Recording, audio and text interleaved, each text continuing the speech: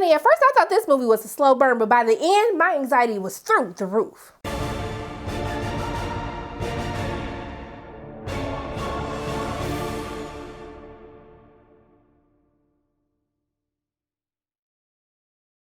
Everyone, it's Sharana from Pay or Wait, and today I'm going to be reviewing Let Him Go, which is now playing in theaters. This film is written and directed by Thomas Basuka, and it's based on a novel by Larry Watson of the same title, and it stars Diane Lane, Kevin Costner, as this film centers around a retired sheriff and his wife grieving over the death of their son, set out to find their only grandson. So for those of you who are new to my channel, welcome, hello, so glad you came, I hope you stay. I tell you what I liked about this film, what I didn't like about this film, and is this worth your money you're not paying to see in theaters. So going into what I did enjoy about Let Him Go, and I think first and foremost, this film truly works based on the chemistry between Diane Lane and Kevin Costner. Their relationship is very believable as this couple who has been married for years.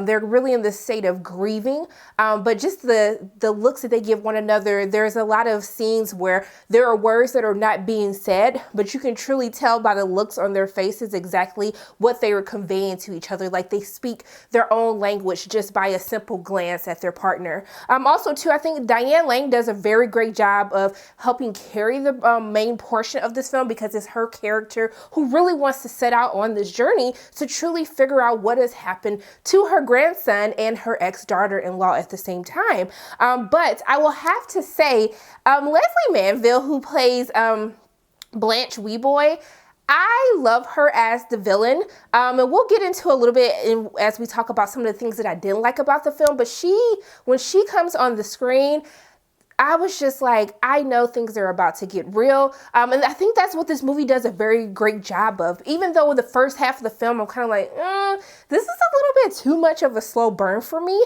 But what I think that it does very well is it transition from this first half of the film, which I would say is more of a family drama, as we are transported into the second half of this film, which is really a thriller.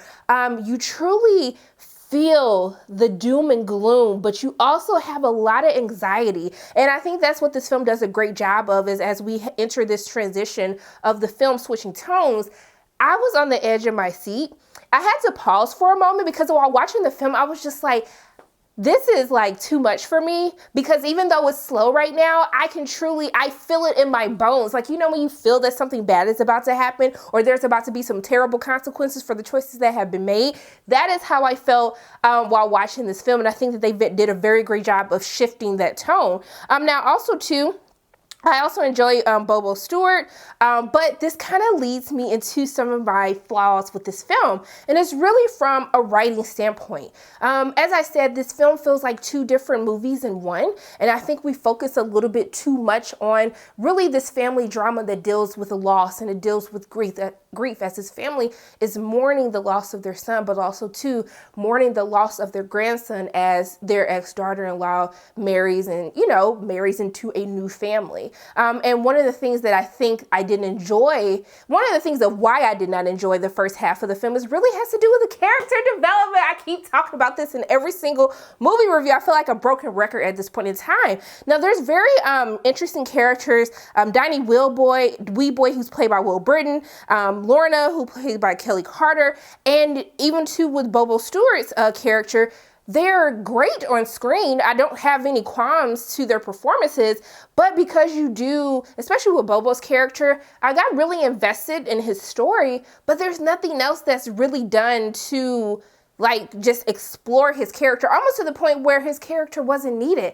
And I wanted to actually see more of that character. And also too, in order to make this work as to why Margaret is worried about her ex-daughter-in-law, Lorna, and her grandson, we really needed to delve a little bit deeper into Donnie Weeboy and really even Lorna's background to really understand how Lorna has found herself in this predicament, what has happened in her past to lead her to make the decisions that has led her to being in this situation where she almost needs to be rescued in order to save not only herself but her son. And I think that for the first half of the film, if we delved into that family grief and loss, I think we should have delved into more characters to really help us understand the decisions and the choices that have led us to the plot of this film and Let Him Go.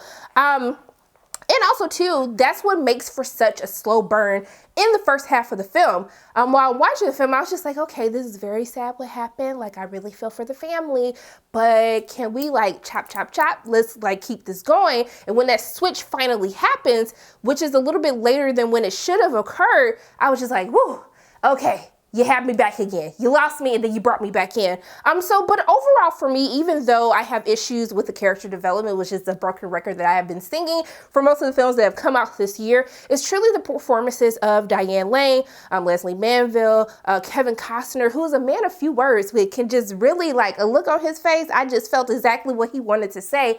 I think that's what truly helps carry this film, is what keeps you invested all the way into the end to try to figure out how this family drama, this family problem, how is it going to resolve itself? So what I would tell you guys to do, and you and your coins, if you are up for going to the movies because that's your business and your prerogative, I would tell you to pay to see this film.